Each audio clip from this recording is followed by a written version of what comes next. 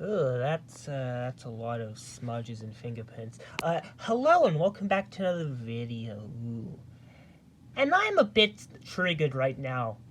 Why am I triggered? Because of the questionable comments put onto the last video I made of this that I should probably link in the description for like continuity's sake. On this phone, which is a Samsung SM/A600A. Man, that text is tiny, and I'm only in my early 20s. How really don't look really don't look forward. I'm really not looking forward to losing my eyesight as I get older. This was my grandmother's. I collect phones.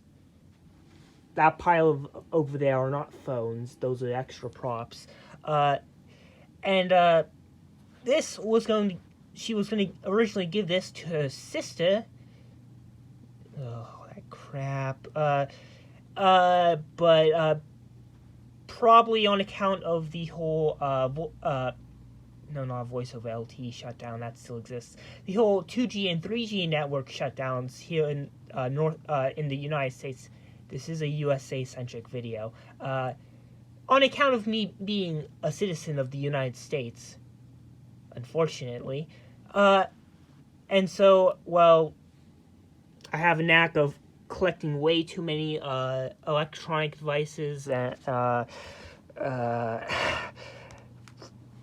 this point, I probably would be better off with a bullet in the head instead of another phone.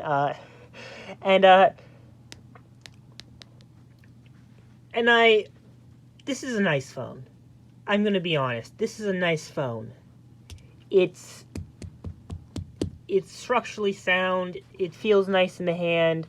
The screen's nice, except for the fact that it's that older type of OLED that likes to have burn-ins. It's snappy despite being a Exynos thing.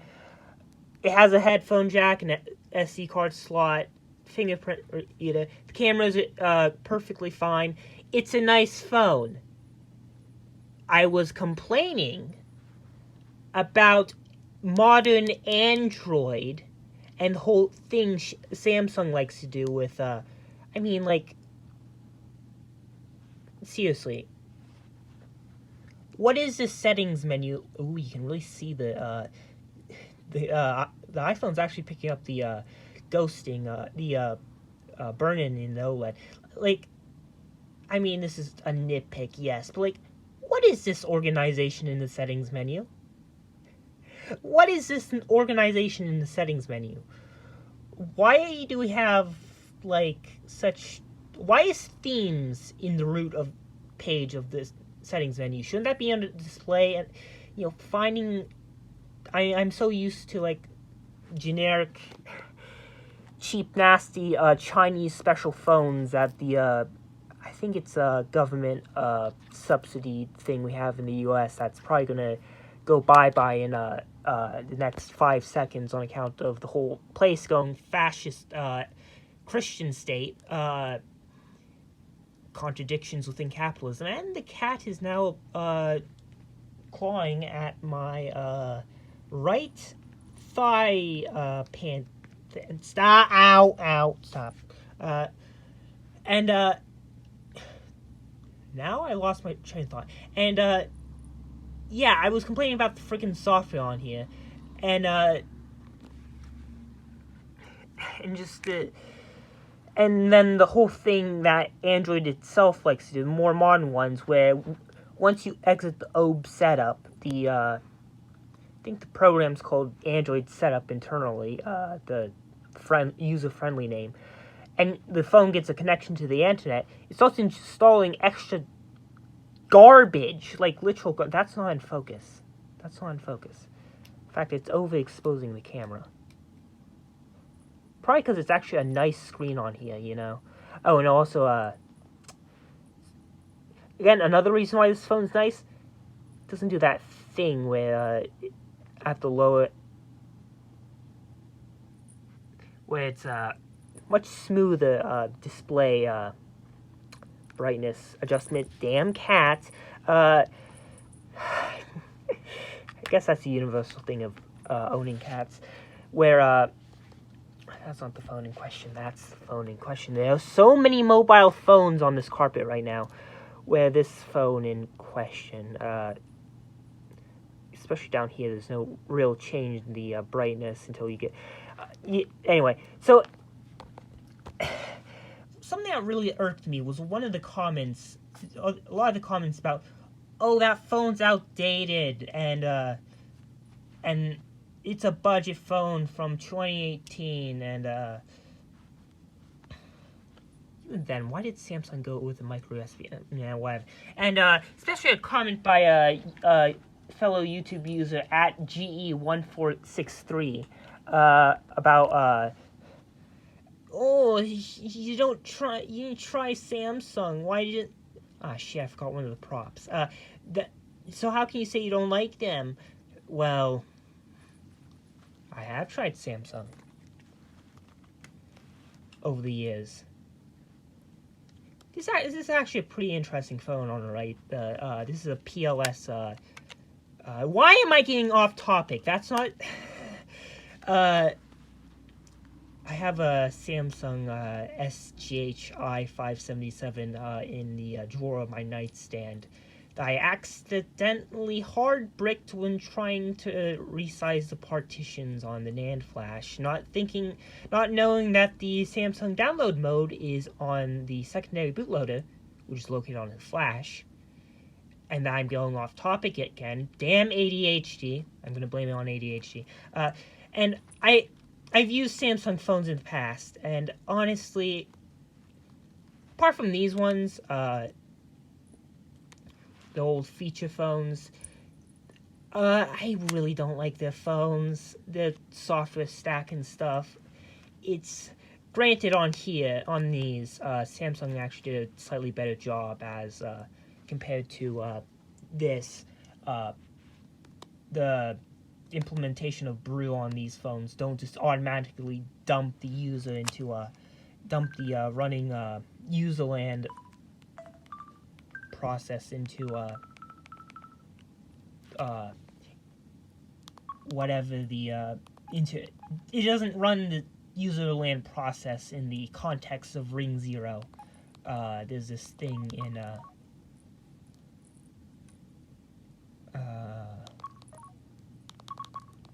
yeah, it's a program I made.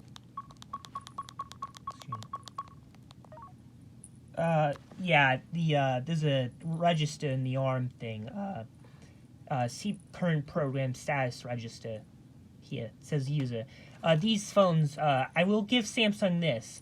For their feature phones, they tend to attract the cat to, attacking the lanyard on the, one of my, pocket radios.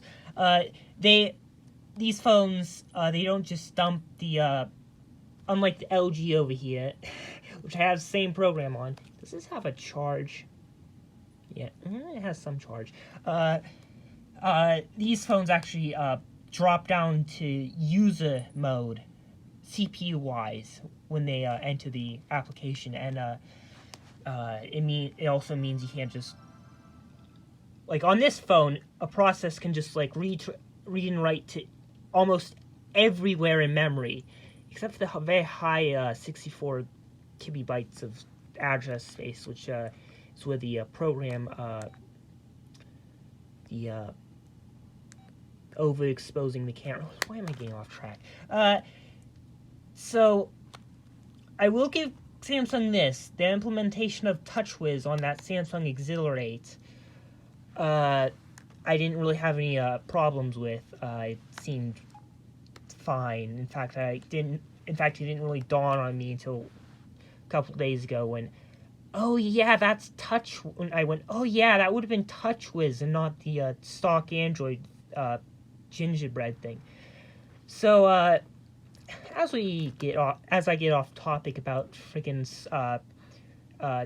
software architecture of old feature phones and the security pitfalls of them. Yeah, the whole thing was, this phone's obsolete, outdated, obsolete, it's vintage. Really? phone from 2018, which is only like 5-6 years old. You consider this old?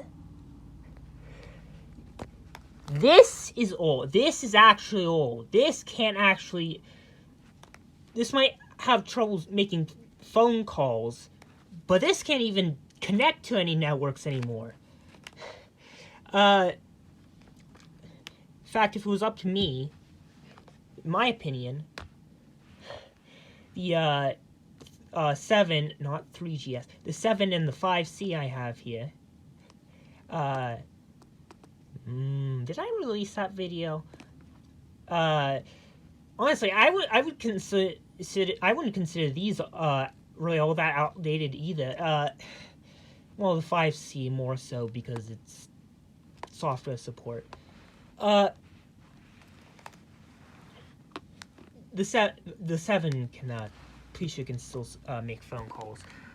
If I had to guess, whole 2G and 3G shutdown was partly pushed on here in the United States as a kind of mechanism for getting people to buy more phones.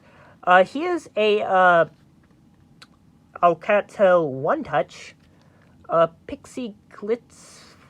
It's a A571VL. This one's Android 5.1.1, and I've honestly, again, I really wouldn't consider this outdated, although it is a low-end phone. This thing, a Fios 2, this runs Android KitKat. This, yeah, it's definitely reaching outdated. The whole Stratus C5 Elite, again, can make phone calls as it has voice over LTE, at least as far as I know it has voice over LTE. Is this screen on here fine? Or are we not going to wake up? No, we're not going to wake up. I think Android 10 or 11, although it's a 32-bit build on a 64-bit SoC, which is annoying. Again, completely fine, except for this specimen where the screen's cracked, so the touchscreen acts all weird, so I had to disconnect it. Here's an LG Stylo 5, a very questionable specimen of one. I probably shouldn't have shown that, the stuff. This was a really nice phone. The nice and snappy. Granted, that has the issue of this. These both have the issue of locked bootloaders. So rooting, of these, all three have the thing with the locked bootloaders that you can't really mess with. Yes, I've been really deep into this phone. Really anally deep. Like, literally take the phone apart to find the EDL entering pins and try and find the freaking fire hose loader, which is, yeah, it's not going to happen. Where these phones really can't be rooted. But, you know, it's a nice phone. It has the, well, this one doesn't have the pen. It's nice, the whole Samsung Galaxy Note-esque thing where you can notation on it. Yeah, well, nice screen. Again, not this one anymore. I mean, I freaking Elmer glued this piece of plastic on. Nice cam. Actually, the camera on the LG Stylo 5 is a bit mediocre. Again, nice phone.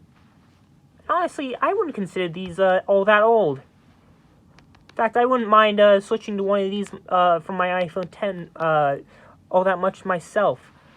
Here's a ZTE Z793C that I managed to root, and I think I made a post on XDA. Once I figured out the whole thing with the USB EDL cable, that really opened the phone up. Runs Android 7. Again, nice phone, nice, just like this and that. Not that. That's like an old track phone.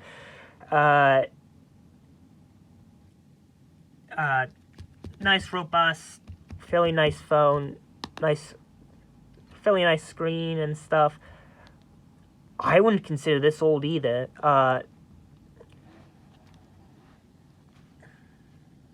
it's not important.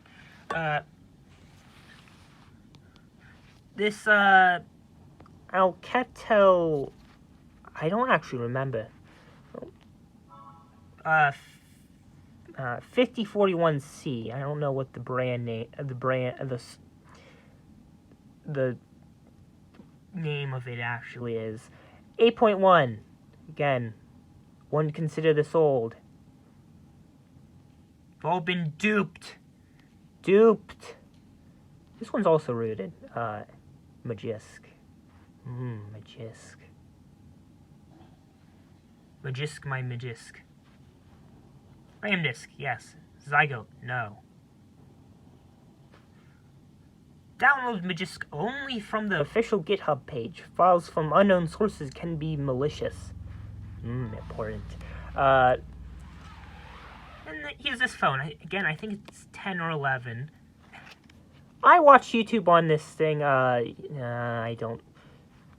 Actually, I do know where this crack came from. I stepped on this phone when I was getting up, inadvertently when I was getting up, because it was sitting on the floor charging. This one, I don't know. I think I dropped the brother electric typewriter I was pissing with. I was moving that thing, and it dropped. It slid off the bed and hit the floor. And I think that's where this crack came from. And it absolutely pulverized that thing. Again, now, yes, a cheap, nasty Android phone, very low end, but it's not old. Also stuff, and then if you said the whole, have things obsolete, it's always outdated. There's a Casio graphing calculator.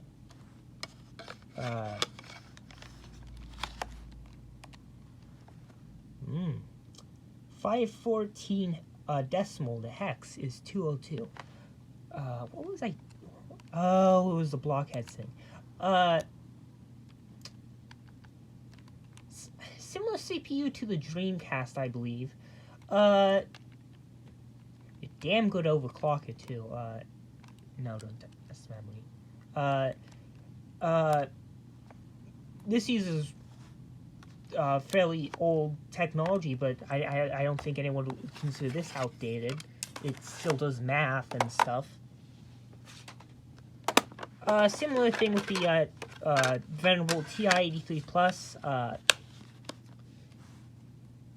Also a fairly good overclocker. Granted, this one's a bit more.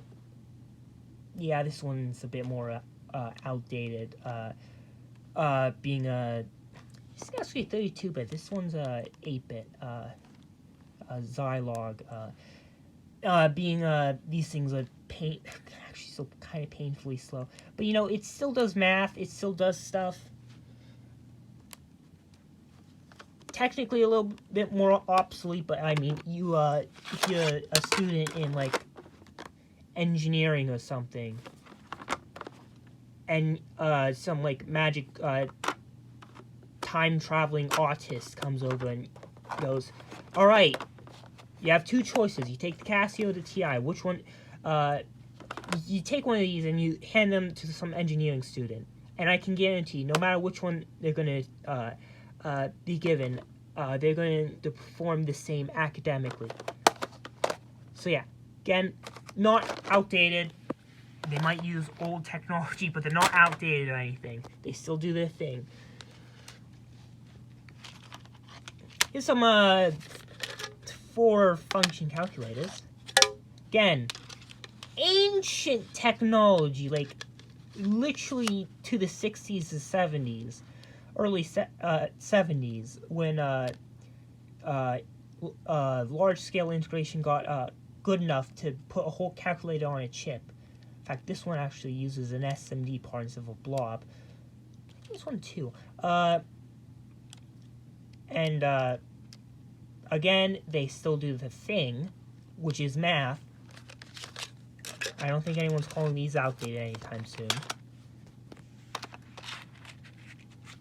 Antiquated, maybe, but not outdated. Okay, this is more taking the piss. Okay, well, not quite taking the piss yet. Here's a pocket radio. FM, AM, shortwave. Yeah, performance isn't that good on here. It's a radio. I'm gonna pick that thing up. No. I don't think anyone's calling this outdated anytime soon, except maybe some of the Gen Alphas that are too busy mind scrolling through TikTok because of there's really not that much else better to do. Now that I think about it, I guess they could build a little freaking crystal radio, something like the Gen X ancestors. But let's be honest, who's gonna what Gen Alpha kid's gonna do that?